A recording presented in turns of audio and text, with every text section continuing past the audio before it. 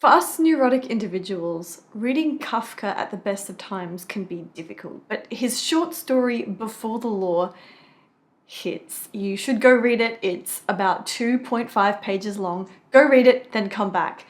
And I'm going to try and discuss what the meaning is, but I do feel that this particular short story has such a huge range of potential for metaphor that there's a really good chance people are going to interpret it differently to me, so I'm just going to tell you my interpretations. So just to summarize the short story, and spoilers, there's a man who spends his entire life trying to get through a gate, but is stopped by a gatekeeper, and just at the end of his life, after he's been trying to get through this gate his entire life, the gatekeeper turns around and says that he's now going to close the gate because the gate was reserved solely for the man, but now that the man is dying, there's no need to leave it open, so he's gonna go close it. Every time I read that last line, it does hit. I'm just thinking, wow, I feel like I've missed something really terrible. But what does the short story actually mean? Perhaps it's a metaphor that as we try to pursue happiness, contentment, or purpose,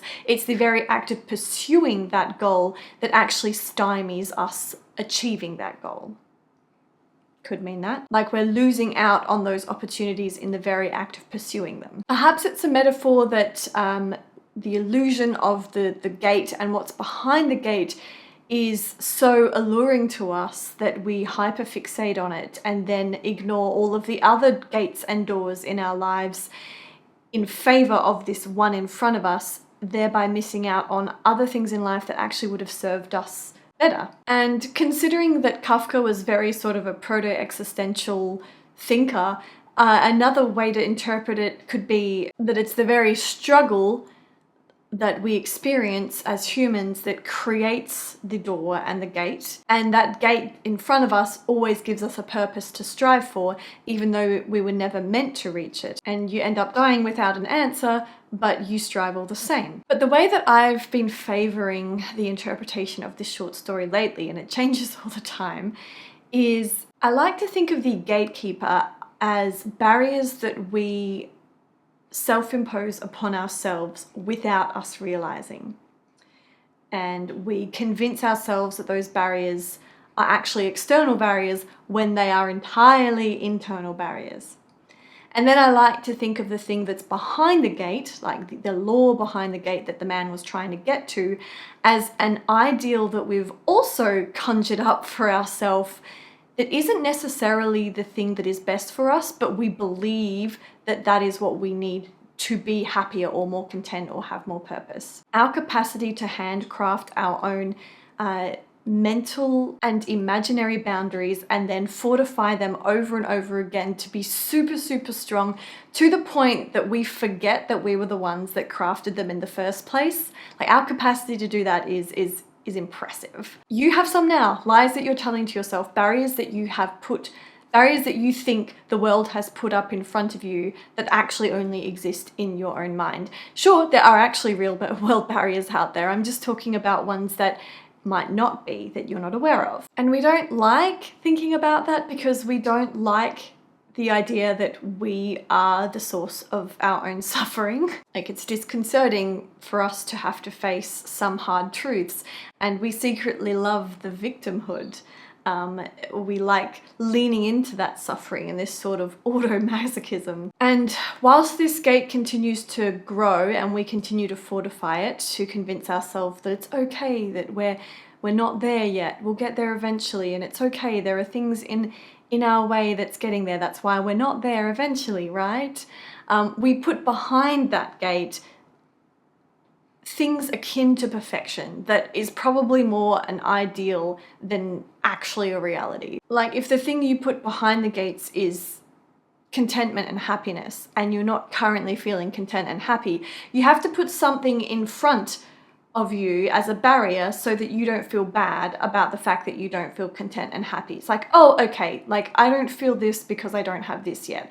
I'm not being kind to my mum lately because of our past together, okay? That's obviously the excuse. That's why I feel bad about my relationship with my mum, because I haven't been kind to her. I don't feel happy right now because I should be in a relationship and I don't feel right as being a single person.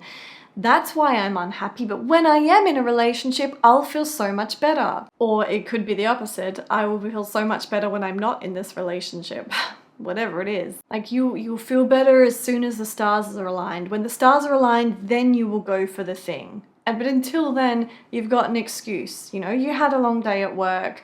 Some of your colleagues were not being very easy to work with today. That's the reason, right? That you aren't happy right now. We continue to make reasons as to why we don't have a state of being that we could have right now. And we don't want to face the fact that we could have it right now. Like, we are controlling both the goals and the goalposts and how far apart those goalposts are, and then lock ourselves in this kind of blind Sisyphusness by convincing ourselves that we don't have any control over those goals and goalposts. And even if we did enter through that gate before we died, which we never would, because that's not how the story was going to end, but let's say that we did, I feel like you would get in there and it would be empty. It would just be a series of mirrors reflecting back at yourself to show you who you really are. So yeah, this short story can leave a kind of sourish bitterness taste in your mouth at this sort of inner reflection that it can motivate you to have. There is nothing worse than the combination of mortality and regret. And breaking down that barrier that convinces us that we will only be happy or content if we have a certain external thing is one of the things I really don't want to regret in my life. And it's actually easier said than done. I don't even think Kafka himself was particularly good at that. I think he wrote this short story because he knew how guilty he was of making his own gates. We create these devilish gates, we create our own chains, we create all of these goals of happiness and things we want that make us feel even worse and make those chains feel even heavier. It's certainly a potent kind of hell. I would put it maybe on the 4th or 5th level of hell. My biggest lie that I tell myself is that life will feel like it is beginning when I am successful at making money by things that I enjoy. At the moment, I'm making money in a job that seems to me something that anyone could do and that it's not specific to my own unique creativity. And that bugs me. So I consider myself like in limbo, and that my life will begin once I can make a living out of things I love. But that is a barrier that I'm creating for myself. Life is only ever happening right now. And so, yeah, it's always good to read this short story and remind myself that there is no beginning of life. Things don't start when a certain thing happens. Things began when we were born. And they'll end when we die, and everything in between is life.